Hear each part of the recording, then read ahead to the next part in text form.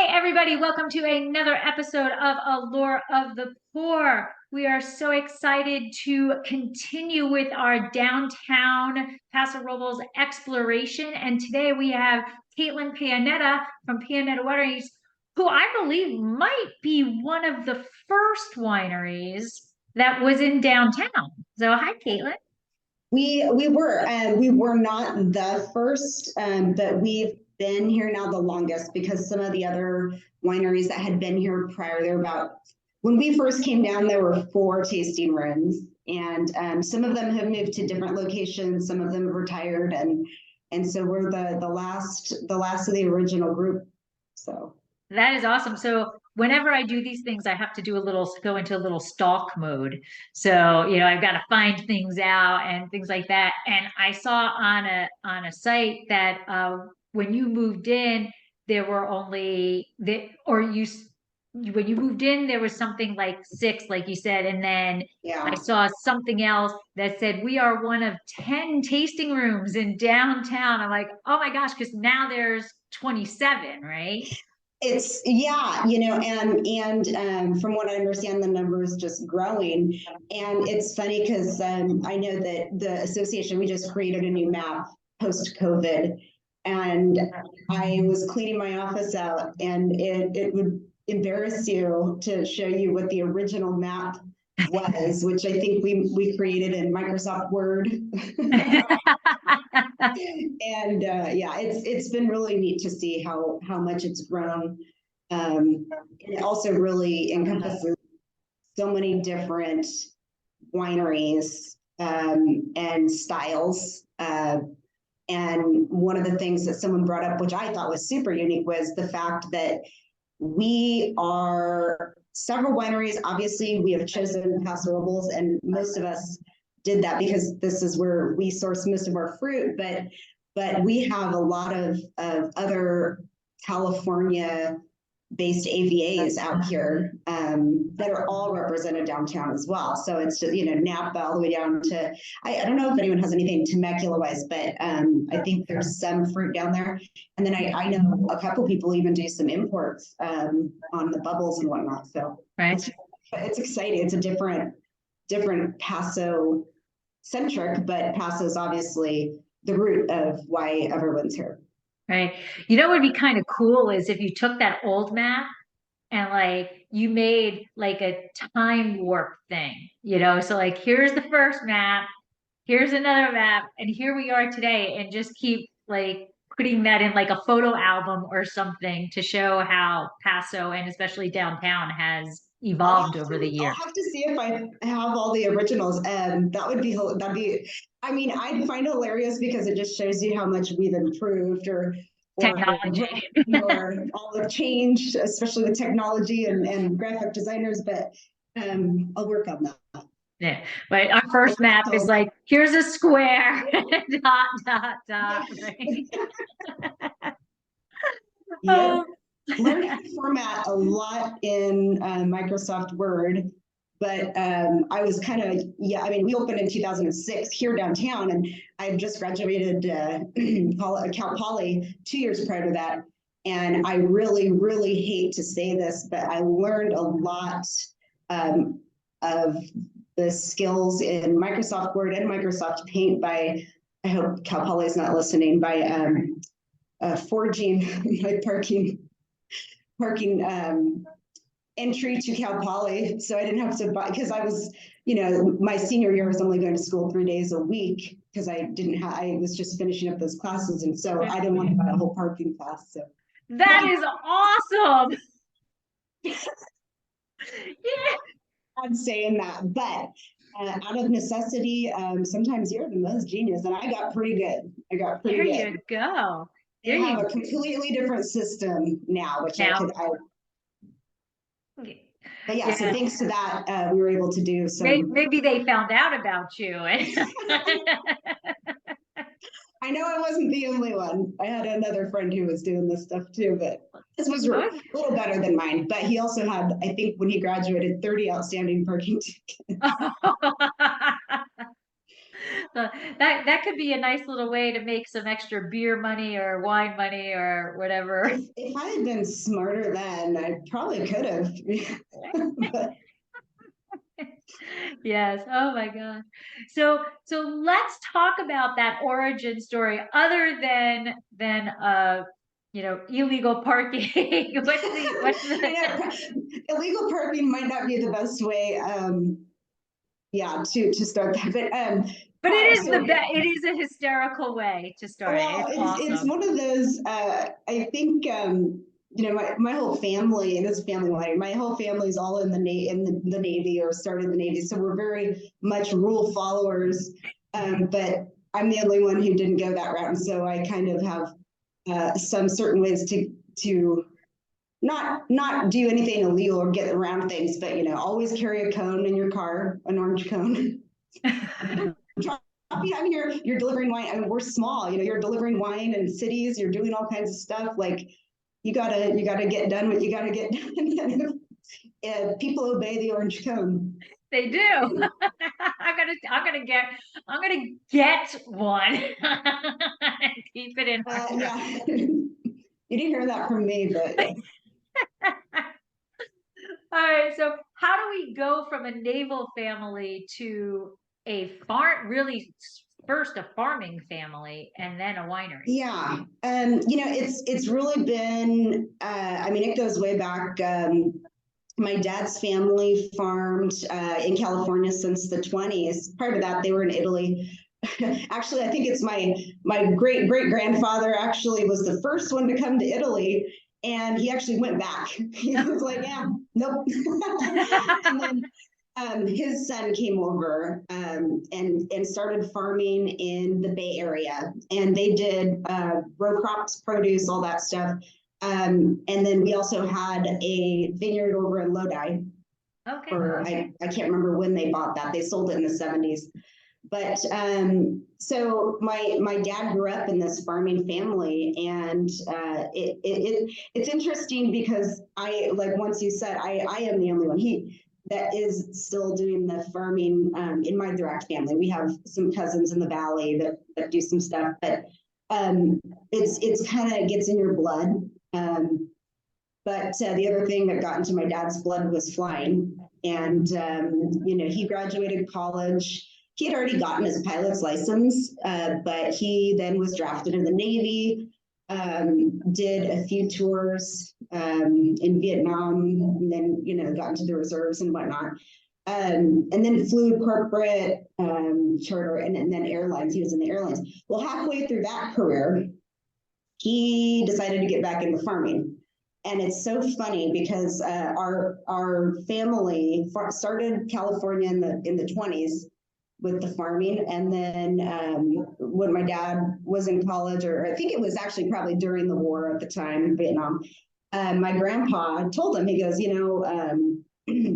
goes, the city's moving in, it's hard. We can't keep farming like this. So my grandfather was in business with his brother for 67 years, and he said we have to make the decision either to move or to shut it down. And at that time, I think he was really just asking my dad, are you interested in taking this farming over or not? And my dad at that time is flying jets off carriers, which I think probably sounds a little more enticing than sitting on a tractor and working 12 hours a day. So the family shut the farming operation down. I think the end of it was kind of like the late 70s, early 80s. And then, of course, 15 years later, my dad's like, I want to get back into farming. He was, I was trying to do the math because, when you're farming, you go through all these ups and downs, or when you're getting older. I just kind of celebrated, turning 40 was really hard on me. And then I sat there and I thought about it, and I was like, my dad started the vineyard here when he was 50, 55, 50, something like that. And you're just like, it's anything goes. And age is never really, I think, as critical as the drive is. And so halfway through my dad's aviation career, he got back into farming. He knew he didn't want to do row crops because he still had, I think, another 10 years, 12 years to go before he could retire from farming or from flying. And so he and his cousins farmed. So we were looking at permanent crops or, like something. So he was looking at grapes and almonds. And obviously we decided grapes. I think he fell in love with this area. My mom's side of the family actually had a walnut orchard out there off of Adelaide in the 60s and 70s. And I just got to say, it's like I come from some families that farmed here and there, but like would never have survived had it not been for child labor. So my mom's side of the I think family. that's the kind of the rule with most of it across the board. I don't think your family's the only one with that. When you even talk, I went to school with a lot of the guys who are the big farmers up there in the Salinas area, and they all have the same story too. I mean, some of them, they've grown to be international, they're huge brands, they're all over the world, but, they have the same roots. Like everyone has started with this family farming. It all starts with the, hey, what do you get to do this weekend? Oh, I get to go mow the orchard or whatever. Right. But it's just, I think by coming out here with my mom's family is what brought my dad to this area. And all he wanted to do was farm. So we started the vineyard and we bought the property in 95 and started from scratch because we like to do things the hard way.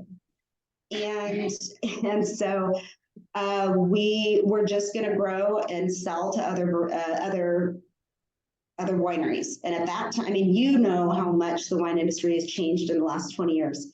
It's a lot fewer small brands up in Napa. That's kind of where the big buyers were. And a lot of consolidation of brands happened in that 90s to early 2000s. And so all the individual brands that we were selling to kind of went through all these different buyouts. I don't even know, like Mondavi, like every year they would invite us up for a barrel tasting. I wasn't even 21 at the time, but I could tag along, and they could tell us, your grape is in this bottle and let's talk about how your grape is doing. And I think towards the end of the contracts that we had, it would be like, well, where did our grape? Because you have all this pride when you're farming. And because my family's always kind of been more quality, as far as opposed to quantity. So we always remained real small. And when it got to this point where they're like you just get this like blanket line. I don't know. I know where it got delivered. That's about it.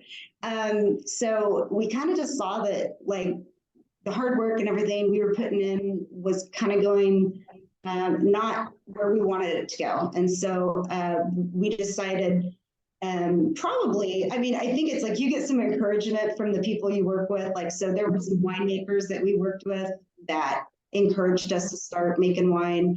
And so we started out small and we just did estate, but because we planted our vineyard for production, we only grew 2 varieties at that time. And so it was Cabernet and Syrah. And so our vineyard is just north of Paso Robles in San Miguel. And so we had just those 2 things. So my dad started out making Cab and Syrah, and that was it. But they didn't tell us about how to market or sell. They just said, oh yeah, this is how you make the wine. Make the wine is easy. Okay. So, but then when it comes time, so we started our first vintage in 2002 and we made 370 cases of Cabernet. Then the next year we did some Syrah and the blend. And so it was all estate fruit. And so that's what I have here. This is our Balancio blend. And Balancio is just meaning balance in Italian because in 2004, one of the only other places that was doing a Cabernet Syrah blend was Australia, I believe. They really kind of put on the mark, and it was unknown here because here everything, Paso still was the Wild West. You know, some of the other places weren't. I mean, it was, you know, Temecula was all Zinfandel. So Napa was really replicating France. I mean, they had their Bordeaux. Some people were starting to get into the Burgundy and the Rhone varieties and things like that. But I mean, you cross connect those two things, and you're just like, you did what? Oh my God. Wow, shame on you, you know, but so that's why the reason we call it balance is they're two completely opposite flavors. And it's, you know, the Cabernet from this area is very different than, I always use Napa as a benchmark because they have always been known for their Cabernet. And Paso at that time was still, you know, it was Zinfandel based. They've been growing Zin here, and a little bit of that Pinot up there on the hills, but you know, since, you know, the 1800s. And so Zinfandel was king here. So Cabernet in this area was kind of, I mean, it was coming along. Most of it was going out to bulk production facilities, but it is a very different flavor profile, I think, than what you're going to get from Napa. And then I think the treatment was a little different too, because Paso is still, I mean, we're still, I think, personally in our adolescence in Paso Robles, but every single year we are becoming that beautiful butterfly. So the Cabernet that we grow on our property is a very fruit forward style. Every year is very different, but the quality, we really just try to maintain quality on that. Syrah just grows, I mean, it grows everywhere that I've ever seen, but I love the flavor of Syrah. And so you have these two completely different, you know, this really earthy character coming with the Cabernet, with this real fruit forward. And so that's why we call it balance, because it's balance of two opposites. That's probably better. And Belanci is just Italian, you know, because we're Italian and we're not creative, but we're Italian, and it's like, oh, it sounds pretty. Okay, cool. That's why we put Pianetta. You know, shoot, we cut Pianetta Vineyards was easy because that's the last name. You're telling a trucker how to get to your vineyard. Just look, Pianetta. That's it. Pianetta. When it came to like naming the winery, I'm like, I don't know. You know, like my dad and I are very opposite. Obviously, you know, he's very numbers driven and very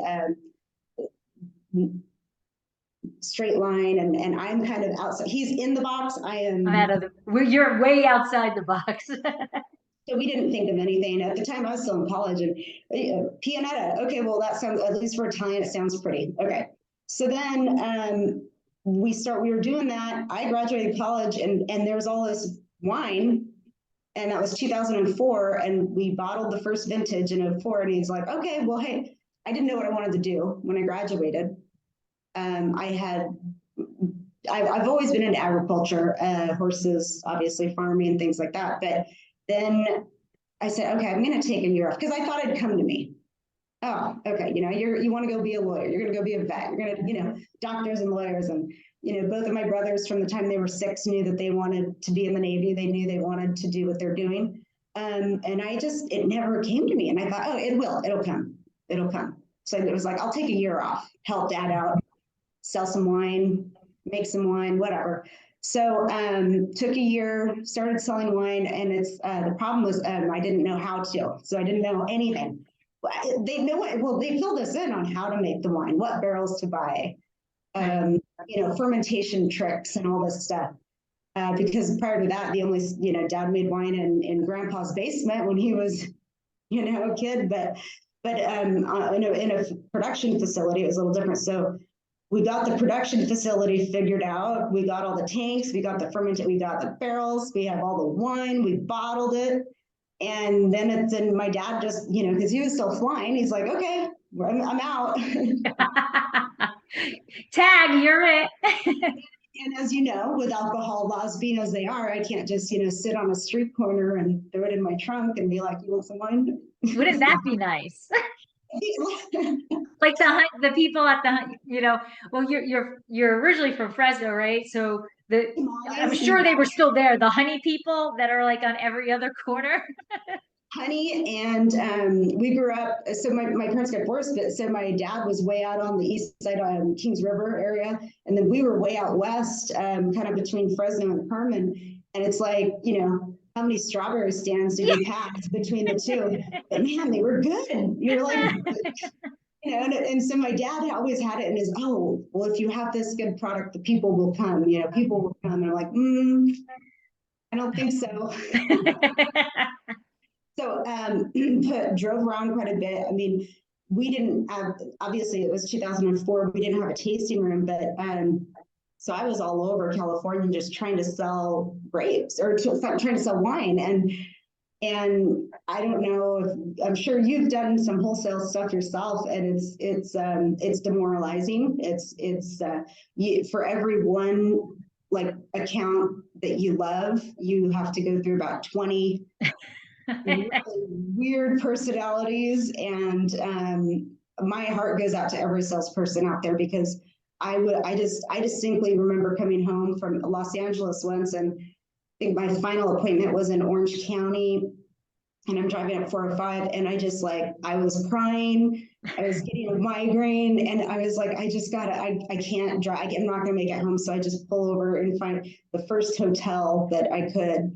And it's hard, Yeah. So mine is hard. And we did have, and you think about it, and you're like, this is only 300 cases, 370 cases. And I will say, I will thank every one of my dad's pilot friends who, because he would drive, he was based out of LA, so he would drive down and, oh, well, Jim wants a case and so wants a case, Right. And all you have is Cabernet. That's it. That's all we had. And, thank God for them, because I think they got us through those first couple of years. Because we ended up with a few wholesale accounts, and some of which I still have today, because I think they appreciated what we were doing. Yeah. And, but otherwise, we realized that me being on the road trying to sell wine was not going to work. So then we dabbled in the distribution market, which obviously is, and you're one person. So at the same time, you're still making the wine, driving the tractors, doing all this stuff on my finding myself here, which then turned into 2 and 3. But then I started really getting involved in the winemaking part of it. So I said, Dad, I go, we got to make more than just 2 varieties, like this. And so then the next 2 that we brought in, our vineyard manager at the time had this beautiful ranch out in Ranchita Canyon, which is over there on the east side of Paso. And we brought in Sangiovese and Zinfandel. No, Sangiovese and Petit Syrah is what we brought in. And that was the next blend we did, which was called Tuscan Nights. And it was a Cab, Sangiovese, and Petit Syrah blend. And we okay. Yeah, so it's like a super tough. We have sort of super Tuscan with. Oh, yeah, super Tuscan-esque, is because we originally thought it was going to be a dominant Sangiovese with a little Cab, and we kept doing blending, and we're like, no, something's missing. And what we found was the flavor that we liked, the flavor we wanted to present, was dominant Cab, but that Sangiovese brightens it, gives it. I mean, you don't taste that. I mean, you get hints, a little strawberry, but it's the acidity that carries it through. And we still were missing something, and it's literally anywhere between 3 to 5% Petit Syrah in any given year. People think it's all, pardon me, like BS. They're like, no, I'm not kidding. Like, if the Petit wasn't in there, you would never even know. Like, I'm sorry, you would never. It would not finish. It's a whole different wine. Completely. Yeah. So then there we are. We got like 5 or 6 varieties.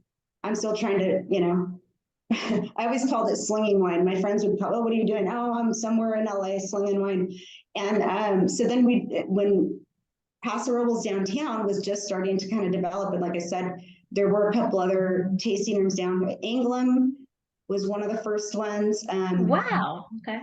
There was another one, which it was just really before its time, because I thought it was such a good idea. It was a cooperative tasting room.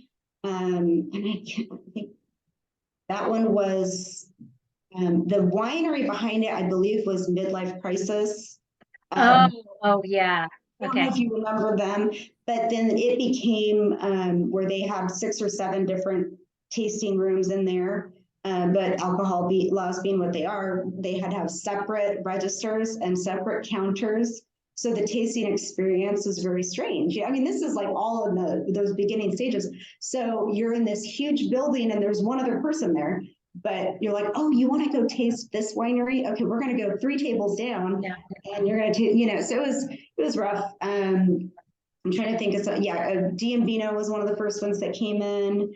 I know I'm probably going to forget some of the names. Roy Robles was here, and it was just, I saw, those guys were here, and I was walking by the building we're in, and I saw all these for rent signs, and I was like, you know what, let me inquire. And I love history, so it's a historic building. And I walked in and I saw this big, beautiful place, and it's like, I think this is where we want to be. Do this. We can't, our vineyard is 25 minutes. It takes me, which is easy when you think, oh, Justin, it's 40 minutes down. But there's between here and our vineyard, except the town of San Miguel, which you can definitely stop and get a great pizza or a good burrito, but that's about it, So we came downtown, and here we are. So that was a journey all in itself, building out a tasting room right after an earthquake where every single building had to be retrofitted. So we, like I said, if there's a hard way to learn lessons, we will find it. So we found out that hard. We were like, oh, well, it's going to be way better than having a tasting room at our place. It's going to cost less than having to build a building, all that. No, actually, it didn't. Probably comparable. I probably could have bought at that time a very nice house in Fresno for what I paid. Right. But here we are. It was money well spent, because it's 2023. So we've been down here for 17 years now. Wow, that is fantastic. And now Pianetta focuses on reds. You make no white, correct? We make no whites at all. The closest thing is probably the rosé. The rosé we just kind of started for fun. We only make a couple hundred cases. Actually, no, not. But we have a pink jug and then a regular. We make less than 100 cases of each program. So. And what are they made out of? Huh? What is the rosé made out of? Well, it started off once again as a Cab Syrah rosé. Then we started doing a Sangiovese rosé. And then in the as you can see, I like to make things more complicated. My dad is a Cab guy, and so everything is Cab for him. But I kept pushing him to do different varieties. So 2021 is the first year that we did a Pinot rosé. So okay. I'm real happy with that one. So okay, and then your vineyard itself, you have an estate vineyard, but you do also source. So what is like that percentage? It used to be one way, and now it's very much the other. So it used to be, I would say we were doing about 80% from our estate and 20% offsite. I would say we do about we had to replant part of our vineyard just from changing, soils and water. But so now we grow Cabernet and Petit Syrah. And so we bring in, and I also bring in Petit Syrah from another vineyard, but I think I brought in 9 different varieties last year, two vineyards of Petit Syrah, actually. So one from ours, one from another one. So we probably do about 30% estate fruit, and 70% we source from other places.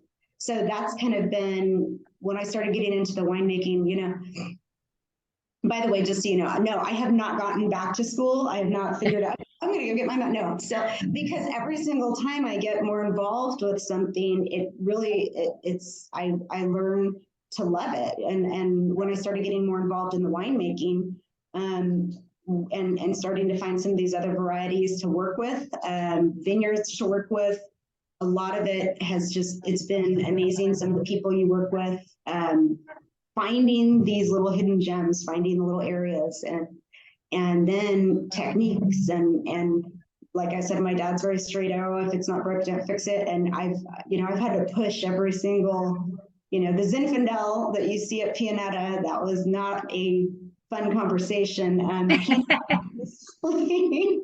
Pinot was obviously another battle. but it's been a lot of fun, and I would not have had this opportunity, and I really enjoy it. My dad was making the wine. He retired from the airlines, like I think it was 06, 07, right after he opened the tasting room. And then in 2016, I was getting more involved every year. I started making the jug wine in 2009, which is a fun pet project of mine. And then in 2016, he got sick with valley fever and was like literally out for 9 months. He didn't leave the house. That is a bad. Well, and it's funny because people are like, because I think everyone thinks when you say, oh, well, he got sick, it's like, oh, it's a cancer. And I'm like, no, it's valley fever. It was just horrible. Like it was, and he, cancel harvest, cancel this. And I was like, no, I can do this. I can do this. And so it was one of the biggest compliments that I ever had it was the 16 reserve Cabernet that I made. And he could, because he couldn't taste, like, so with the valley fever, it's a fungus that lives in your lungs. And so it is a very slow to get over. You always have this scarring in your lungs, but the initial outbreak is the worst. And then it took him about 9 months to a year to be able to taste again. And we were getting ready to bottle. That would have been 2018, and we're bottling this reserve cab. And I just remember him tasting all these blends I put together, because we mostly do 100% varieties. And so whenever we do blends, we have a few people come up, but it's mostly at the end of the day, my dad and I who kind of make the final call on them. And so I was having to do that myself, which was really, I didn't realize at the time, I think how, like, I was like, oh, it'll be easy. I'll be able to do it. And all the self-doubt you have because you don't have that person next to you, like, yeah, no, this is the one. And so 2018, we're bottling, and he tastes this reserve cab, and he's like, damn, that's good. And I was like, oh my God, that's this. Because he really will. Yeah, I know. It's like in my head, I'm like, yeah. And I can do that because I'm his daughter, but you're just like, oh, this is really cool. So then, I mean, it was no holds barred. It was like, Dad, we're going to do this, we're going to do that. And I mean, it was a battle, but it's become a smaller and smaller battle every year because he's kind of seen I don't have a plan per se, but I have a vision. And so when he's able to taste what these and I'm not changing things. I just, these little tiny bits and pieces along the way, whether it's a different wood, a different barrel manufacturer, changing. I don't change vineyards often unless I have to, because I've walked away from a couple, but that's the name of the game. But he has gotten a lot more, or a lot less judgmental, I should say. I would say, because it sometimes things get expensive, or he freaks out because, oh my God, but I'm like, no, it's going to work. It's going to work out. It's going to work out. Trust me. Yeah, well, it's like, like Pinot, you find Pinot, it's like, I don't know how much more exponentially than, a ton of Cabernet from Paso Robles, the ton of Pinot from Monterey County. And so right. Look at that and you're like, what in the hell are you doing? And yeah. Why is that? Right. Yeah, absolutely. Exactly. And we don't really follow trends per se. It's just, I found a grower. This guy probably could tell me every single thing, every vine. He has 10 acres of Pinot. I don't even remember how we got connected. And it was the passion that he had put into it. As a farmer, he doesn't even drink wine. It was just he and his cousin decided to put in a Pinot vineyard, and it was like, oh, but just phenomenal quality grower, and it worked out. So how are you finding these outside vineyards? Are you on a hunt for? It doesn't sound like you're actually on a hunt for a specific varietal. It sounds like you're like, oh, this is a good vineyard. The ones that I pushed, the Sangiovese wasn't too hard of a push because it was our vineyard manager at the time's vineyard.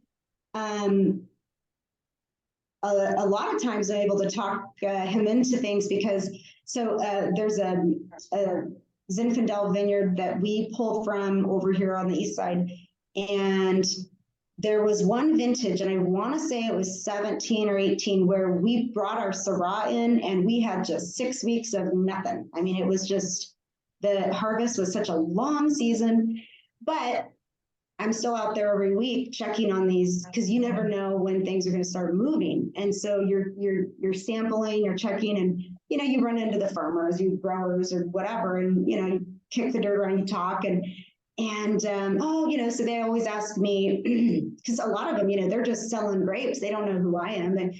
And I said, yeah, I've always wanted to play with this, or I've always wanted to play. Oh, well, hey, by the way, we have that. We have that. Let's go take a look. And so I always start with just, a ton or two, because I don't know how it's going to turn out. I don't know if it's going to be worthwhile. So yeah, we did a Merlot briefly. We've done, I'm trying to think of some of the other ones that we don't do consistently. So sometimes we bring something in, and if it's something we don't think that we're going to do again, we won't make it 100% varietal. We'll maybe do a blend. That's our jug wine is actually a great way to experiment with new wines, because the blend on that one changes every year. Like the Blancio I was talking about earlier and the Tuscanites, they're always the same grapes, just in varying percentages, where the jug wine is never consistent. So, we tried Grenache one year. I'm not going to say I won't try it again. I just, it wasn't big enough for the style of wines that we wanted to make. So we ended up blending it with some other stuff and putting it in the jug. Zinfandel started out in the jug because my dad didn't like making it. And it's not that it just likes to hold on to sugar, and it's just a little harder. It's a difficult grape to get to bottle. Yeah, I don't even understand why, because it's just like, it's some of the most beautiful grapes you bring in. It tastes great. You're like, why are you so difficult? And cab is like, maybe it's because we've been making it for so long. Sometimes that's the easiest one. I mean, fermentation, no problem. It's a very clean crushing process, very clean pressing process. And it's like one of these high elegant wines. I'm like, yeah, cab is easy, Zin's hard. And so that Zinfandel started out in the jug program as well, but now it's something we do every year as well. So a lot of it is just, I would say I never go hunting for new varieties. I taste different things and think about, like that might be fun. But then on the other side of that coin is, I made this mistake a few times, which is trying to replicate something. You're like, God, if I could only make, I think it might have been a rosé, actually. I was like, God, it was probably the first time I ever tasted like a rosé from Bandol, or, French style. And I was like, oh, I can do this. And I'm like, no, don't ever try to replicate something. I'm trying to think of one of the other varieties that we have. Cab Franc is another one. I tasted a local Cab Franc and fell in love. I didn't know much about the variety. But once again, there I was out with the guy who grows the Sangiovese we pick now, and I have all this time on my hands because nothing's coming in. So I'm talking to him today, and we have like 3 rows of Cab Franc over here if you want to try it. I'm like, try a couple tons. And that going into that one, I knew I didn't want to replicate. So I knew I was open to see how it turned out. It turned out a lot different than I thought it would, but it is also something that we've been doing again. It's not something that we distribute a lot of, like it doesn't go into any of our wholesale. We have a few wholesale accounts. We're probably 80% direct to consumer, but there's a few wholesale accounts, but we don't really sell the Cab Franc to them unless it's like a special, feature or something. So we only make, 100 cases or less of the Cab Franc. Okay, awesome. Yeah, you just kind of stumble. Malbec, same thing, let me try this out. Okay. But they're just for some that have worked, some haven't. Merlot, once again, not going to say I'll never do it again, because Merlot, like a good Merlot to me is so hard to beat. But finding Merlot was another big challenge after. After that, After that movie that everybody misunderstands the statement, sure. Oh my God, yeah. So it's like trying to find Merlot, trying to find a good Merlot. So it's just, and you know, how much time do you want to focus on something that you're not going to continue? That you So know is going to be a difficult exactly. hand sell. Yeah. And so, like I said, it's not that I'll never do it again. We still have people compliment. You know, they say I don't hold on to wines myself personally, but luckily our accountant does. And so every once in a while at Christmas, he'll give me one of my own bottles. But yeah, so those are a Does that few that, count as a regift? huh? Does that That's a count as re- a regift? I just was, I'm like, I'm going to tell him that he regifted every Christmas. No, but it's actually a really nice one because we hold on to library wines, but when we, you know, for me, I'm like, I'll sell out. I like younger wines. I like tasting younger wines. I like discovering new wines. So you know, I don't have a wine cellar at my house. I'm not a collector. But I also, you know, I luckily have a little bit of a library here, but it's not, you know, I don't go, it's not the first thing that I reach for. So it is kind of neat to taste where you came from when it's not at your fingertips. So I will take that regift every year, no problem. There you go. There you I didn't realize that it was a regift. I was like, go. no, I know. So, what is your favorite thing about the wine industry? Hmm. As far as a job, my favorite thing is it's going to be a little more specific to us because we are very small. So I love the fact that I am not doing the same thing every day. And I'm not doing, I mean, it can get a little crazy because you don't know. I always tell people, I said, you know, I always have my list for the day or for the week, and it'll be about 2 or 3 o'clock, and you're like, what did I get done today? Yeah, no, nothing. I got nothing done. But so you're doing, I mean, you're inside, you're outside, you dabble in a lot of different things. You're dabbling with your customers, you're dabbling with your growers, you're dabbling with obviously budgets and this and that, and then problems. I mean, so it's a little bit because I have an interest in so many different things. So that's a lot of fun. I really enjoy that. And I think the customer base we have really enjoys to hear those stories because it's, you know, you come in here 90% of the time. My office is at our tasting room. And so you're like, oh, well, Cailtin will be there probably. Well, maybe. You know, come up all the time. Like, I don't know. I think I had to leave something because someone got a tractor stuck on the vineyard. I gotta go. So Right. you really never know what your next it's really just dealing with the challenges, but I think it just makes you such a more dynamic person because you're like, I don't panic as much anymore because you're just waiting for the next ball to drop, Something's going to happen. Yeah. which is, it's not a bad thing. You're just like, okay, well, now what do I do? You know, like, okay, because you can't stop, you can't, okay, oh, I give up, I got it, Right.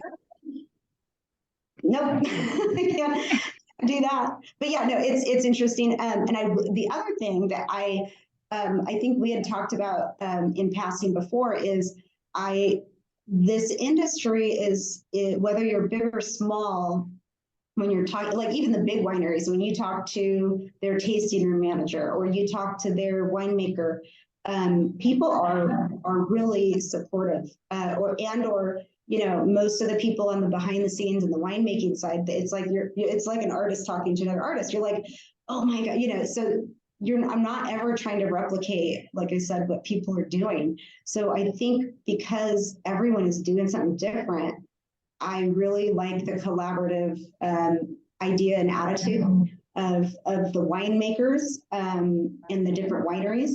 And then some of the manufacturers that we were like the barrel manufacturers and the cork people, like I just they're big companies, obviously, but I love working with these good, you get exposed to phenomenal companies and it's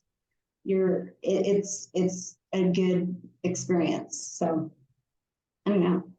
And so now that you've been in downtown for so long, right? What I think downtown is a special place. So like what do you think makes downtown like a special place, and why it's a great place for visitors to come to? Yeah, I think there's a place for everything. I think um, living here, I guess I've been here for what, almost 25 years now, 20 years, yeah, 20 years, let's call it 20 years. And up here in the Paso area, when people have this idea of going winemaking, they're driving from vineyard to vineyard to vineyard, but like there's so many, and how do you know, and this and that. When I go, I don't go on vacation often, but I will say some of the best experiences I've had is when you go into these cities where you just walk. You don't have to worry about driving to the next spot, making it here. It's everything is here. You can, what, I'm hungry. I'm going to stop and have lunch. Oh, you know what? I was planning on I going to this tasting room, but I was just at this other one and they recommended I try this other, because most of the ones down here are small. And so you're not going to come to town because you read about them in Time magazine or something, so, or Forbes or whatever. And well, these days, I don't know, there seems to be a lot of people coming downtown. So but you could be open. You could just come downtown here and spend all day walking around and discovering something new everywhere you go. The food atmosphere is amazing. There's something for everybody down here. All the food in Paso has just kind of surpassed what I ever thought it would be. And it's just a fun area. There's always something to do. So I think that has it appeals to me as like when I travel, I like to be open. I don't like to have specific plans, or I have to be here at noon because I'm going to have lunch there. It's like, no, it's like, oh, hey, this place looks cool. Let me stop in and try it out. And so it's a different experience. And I think a lot of people who come for a couple days, they normally say, oh, well, we're going to do the east side one day, we're going to do the west side the other day. I think it's like, hey, you know what? Let's check out downtown for one day. And I think that we're getting there. It's obviously been a slow road. I mean, everything is like, I can't predict the future, but I've seen what's happened in the past, and I've seen the striations of Paso, and when they made the lines on all the new AVAs, that was in the last 5 or 10 years. And so now people are saying like Willow Creek District and Adelaida District and Geneseo District and all this stuff. And it's like, not that we're an AVA downtown, but it's like, hey, let's go discover what's downtown. So I think it's time, and I am the least patient person I know. So that's something, but it's based on the historical, what you've seen. I think it's just people discovering. So Right. hopefully it continues. I mean, I would have thought it would happen by now, but.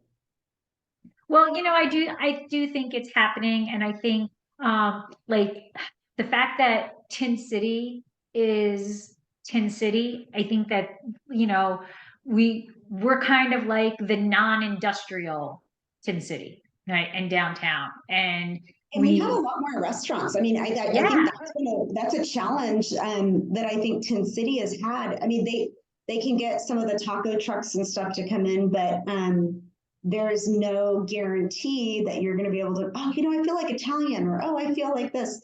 Right. I think that's been a challenge for them, is maintaining that restaurant base. Where here we have, I mean, just so much food. Anything, right? We have Italian, we have French, we have well, I'm assuming that's still considered downtown in Bloom, right? Yeah, I consider that area downtown. Like, it's like that Market Walk. The Market Walk is right. So you can get anything, right? You barbecue, whatever.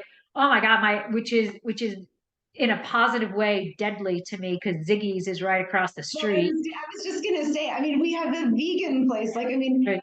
growing up, when I was in college, we would go to the lake, and it's like we're like, okay, we stop at In-N-Out. Right. We would have never thought. Actually, no, at that time, the 21st Street Drive-In, it was, it's one of those old school burger joints where you park and they come out. Oh. And that was the only place that we would really go downtown. Like, that's it. But now, like, I had some friends visiting who actually used to live in Napa. They're in the Bay Area now, and they went to that Paso Market Walk, and they go, "Oh my God, this is exactly like the Oxbow Market." And Yes, it is like the Oxbow. Yeah. yeah, Yeah. and it's exciting because I every time I talk to someone new or another tasting room or you guys inform me about stuff that's coming in that I don't, because the one thing that is difficult is time, and time management and prioritizing your time. So I don't go to a lot of the city council meetings. I don't go to a lot of the planning meetings, and so I don't know about these things. But it's like Paso Market Walk comes in, and then I just heard, there's another kind of similar, maybe on a smaller scale, coming in closer to the park downtown, and Oh, it's yeah. just, On Railroad. Is that what you're talking on Railroad? Yeah. and you're just like, oh my gosh, it's like it's just fun, and you could spend all day. I mean, and not everything has to be wine centric. It's like there's some great little shops in between. I had to laugh. I think one of the first, it was within the first 5 years that we were down here. And there was this group of four. I mean, when people are on vacation, it's not my thing, but I know a lot of people who travel in groups. So it's like, oh, it's like three couples, or it's, two couples, or whatever it is. Like group of girlfriends, guy. And all of a sudden, these three men walk into the tasting room, and I was like, oh, can I help you? Yeah, our wives, because normally it's the opposite. Normally the men Ah, going to get a beer, and the women are the ones coming because they want to taste wine. And they came in, and they were happy for the wine.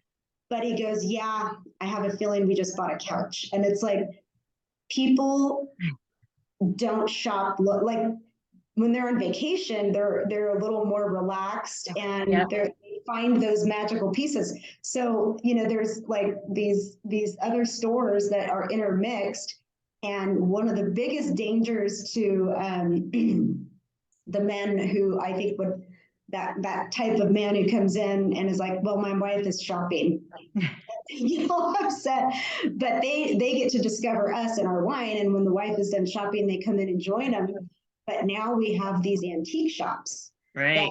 I had a good friend who was a picker, and he goes, the quality of these antique shops, he goes, 20 years ago I probably would have thought they were just junk shops, but he goes, what you find in them is really really cool. And there's several different ones, and you wouldn't think that could exist in a wine town, but it does, and it's awesome. It's I think the address is above our door, like for some whatever reason. I think that's the address. We get so many people come in and go, but isn't this a cloth store? I'm like, do you see any cloth in here? No, no, no, no, no. But that, and I don't know what the name of it is, but the cloth store that's on the corner of yeah, 13th and Railroad, I mean, where you can come, drink wine, have beer, have dinner, and buy cloth to make whatever it is you want to make. Like you can do yeah, anything and everything in downtown. the organic, yeah, and I think I like to discover things.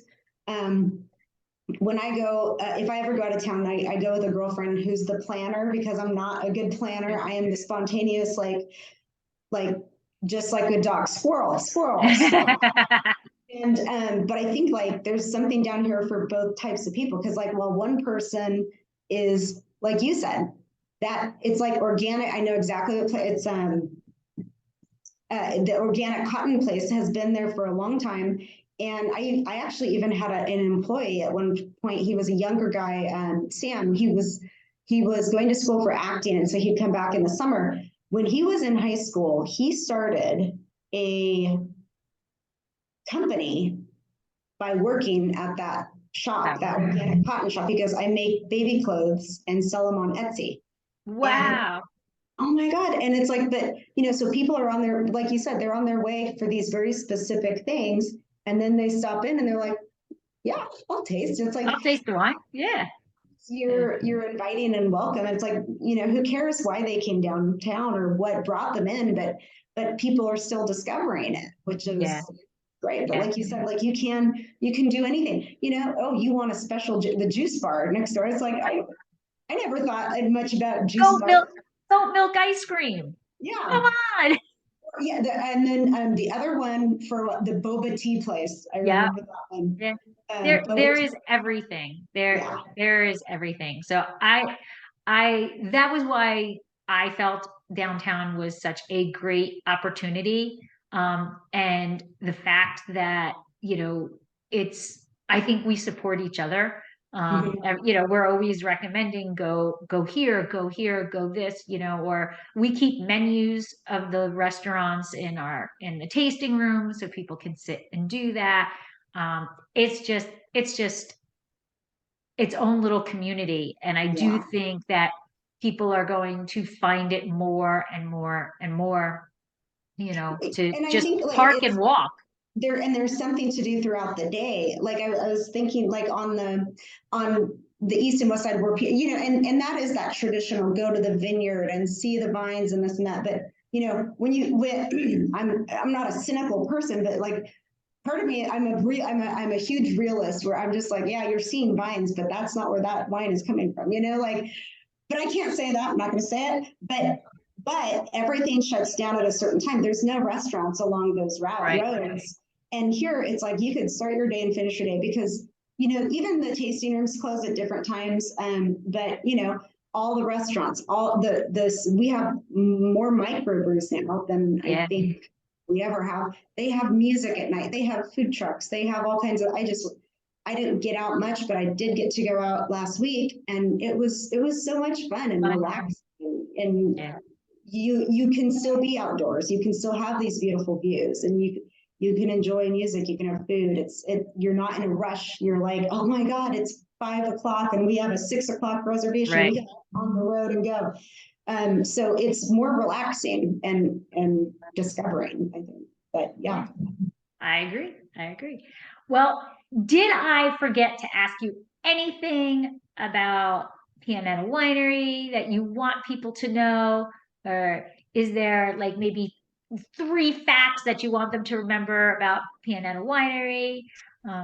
Oh, this is so tough. I've being creative on the spot is difficult. Okay.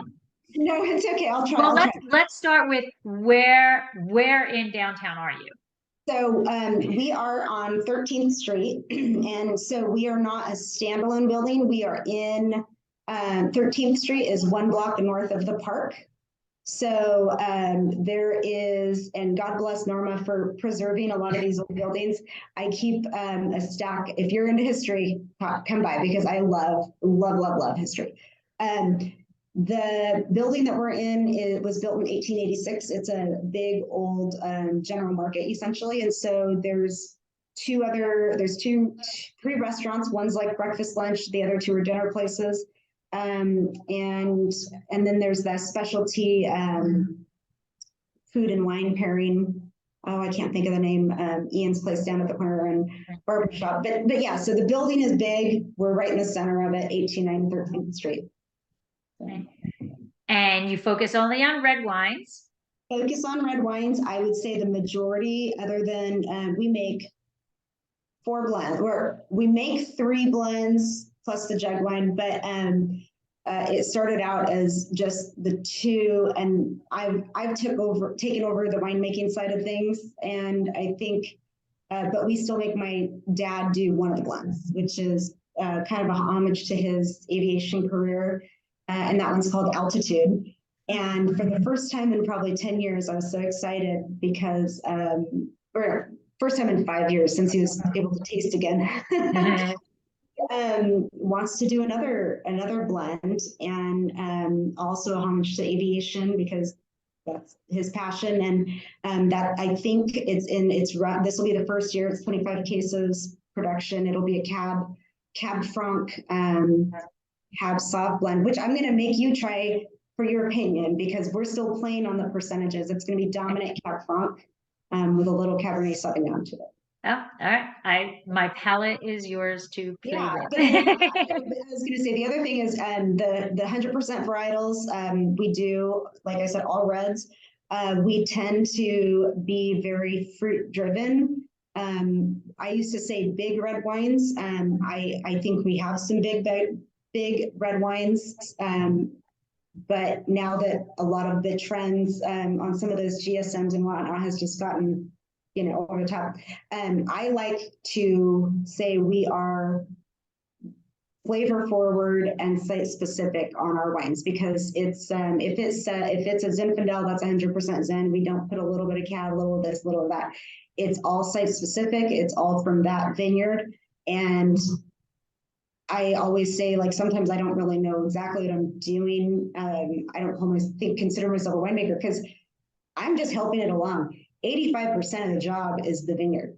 And then we just try to find the things that work with that wine. We were talking about the Zinfandel. I was just having a meeting yesterday, and I said, when I first got into the winemaking or getting more creative with it, when my dad allowed me to become a little more creative with it, I was like, what, let's do some Hungarian on this and do that. And then I'd try a barrel, and I'm like, nope, that's not the flavor we want. And maybe it's the flavor someone else down the road wants, but I really just try to match up the varieties to just showcase their fruit a little more, to make them pop a little more. So we're just here to help them along. That's it. That's the only. That's true. That's true. That's why I like focusing on the 100% varietals. It's as a grower, I think, and that's probably why we do it, is because you're so proud of what you grow, and you're trying to showcase your vineyard and your growing region and your area. And when I find a vineyard that I like I said, we don't switch sources too often, but I really like to do the same thing with someone else's vineyard. It's really, that's what my passion is about it.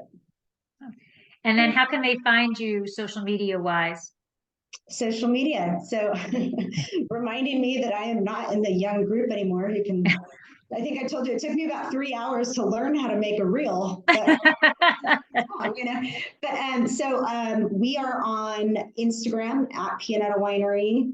We are on Facebook, which is just Pianetta Winery, and then on the website, pianettawinery.com. And during COVID, we were doing weekly virtual tastings. And COVID, I always look at it as, it was a challenging time, but I love those challenges. And that allowed us to do some of those. We were doing it, I think, via Facebook Live, and then we posted some of them on YouTube. But that's something I want to polish up a little more, because I had so much fun doing those Facebook Live with our customers and being able to interact with everyone that is not present. So hopefully we'll get that going again, but that would be obviously found on our Facebook page. Awesome. Well, I want to thank you for coming on and sharing your story with me, and the love of wine, and the spectacular things about downtown. And I thank you so much. And hey, thank you. And now you have a challenge for me, is to go find all the downtown maps and whatnot. What? Yes. Yeah. I think that would be so cool. Actually, I gotta take a picture of this, because the other thing I found was I was working up at our shop, and I have you're gonna laugh. I'll post, and I'm gonna tag you in it, and I'll just say that this inspired me. The first winery sign that we had, which is obviously, it was post my Cal Poly parking permit days, but I was working with a different medium. I was working with wood and paint, and I'm not. I would call this one more of a Picasso than a than a Da Vinci, if you will. So I'm gonna do this.